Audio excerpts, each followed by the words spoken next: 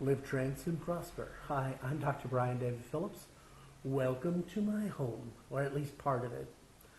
I'd like to rant a bit. This is going to be one of those rant things. And in today's rant, or this particular rant, I'd like to rant a bit about, well, something that's really pet peeving on me right now. And that is, in a recent interview, the Republican National Chair Reince Priebus was asked by a reporter about recent reports, several reports about a long-term habit by Donald Trump, the prospective Republican nominee for candidate for president, in regard to his sexual misconduct. That is, he is a misogynist and evidently has sexually harassed many women over the years. And by many women, I mean many women over the years. He has a very long-term profile as a serial sexual predator.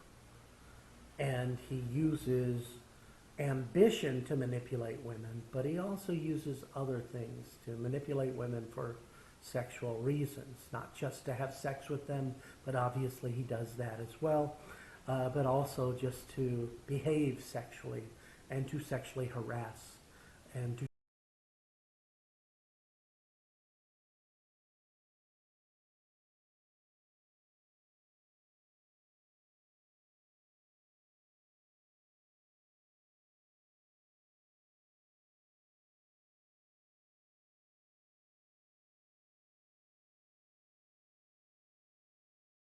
don't really care. And I'm so glad that the reporter pushed back on that. Instead of allowing Priebus to say, well, the voters don't care, so we don't care, yay, Trump, the reporter pushed back and said, well, maybe some voters don't care, but why don't you care? Why don't you care that this man is a sexual predator, or that he has a history of abuse, or all these other things? Now, currently, many Republicans are having they're having difficulty standing behind Trump. And his misogyny is not one of the reasons why. But when Priebus was pushed, why don't you care? Why doesn't it matter to you? He got a little flummoxed and wasn't able to respond well. And essentially, I see politics in two ways. Political parties act either, one, essentially, let's get our candidates elected regardless of who they are, regardless of their values, and regardless of whether or not they are good or bad people. We just want to get our scorecard full so that we want our candidates to win. So we have as many of our guys up there, regardless of who they are and whether or not they're actually good for the country. Or two, parties and those who work for the parties see themselves as stewards of the public trust. And essentially, they try to get candidates in positions to run who are genuinely good people, who they could stand behind and say, this is a good person, and they will do right by the nation. Now, my students of communication and my students of critical thinking and social influence are well aware of the Quintillion Paradigm. And if you're not aware of it, you can just click on the video link and go watch that video. Yay, me. But the Quintillion Paradigm is essentially what the great Roman philosopher and the father of rhetorical studies said, which essentially is the essence of rhetoric is a good man speaking well. Quintillion believed that we should learn how to communicate well. And part of communicating is being able to talk to others in a public setting and a private setting, but also being able to influence others. And Quintillion said, a good man speaking well, to learn how to communicate well, how to speak well so that others will listen to you and that you may influence them. But that good man part, that's the nail, that's the really crux of the matter. A good man is a person who is good, a person who puts the values of society before their own. I teach social influence. I teach people how to influence others, and I teach them the laws or principles of persuasion so that they can recognize when others are manipulating them. Now, theoretically, someone could take one of my courses in critical thinking and social influence or communication and use that information to manipulate others. But that good man part says that we use our ability to communicate well for the greater good, not merely for selfish gain. We don't put candidates into power because we have a scorecard. We put candidates into positions to run because we trust that person is a good person and will do right by the nation. Now, in the past, this current election cycle actually, there are some people who have been running who, in my opinion, I would look at that person and say, yes, that's a good man or woman and the general mankind. In past election cycles, there have been people who I have vehemently disagreed with. But I understood and I firmly believed that if that person won, that person would still do right by the nation to the best of their ability. I might disagree with them in terms of what direction the nation should take, but I would believe that they were in fact following their heart and soul and doing what's best for the nation out of a desire to see the nation grow and be strong, and not out of selfish desire to make money, to have power, and glorify themselves or their party.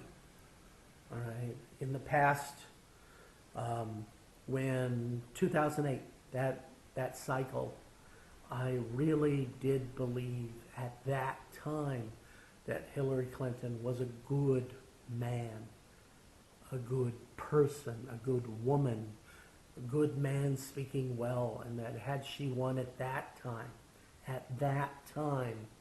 that she would have done what she believed to be right by the nation.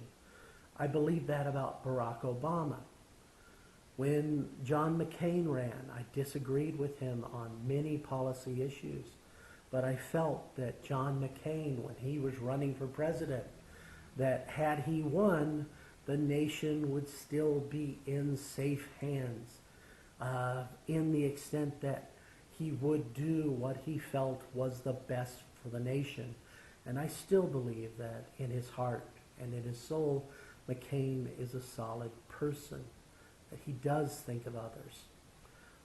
Mitt Romney, I really did think that Mitt Romney was a good man. I disagreed with him on so many issues, especially later in the campaign when he started flip-flopping and things like that. I felt that was so unfortunate for him. But I do think that those were good men who I disagreed with, but I could say they're really working toward what they believe is the public good. We just disagree on the specifics of what the public good should be.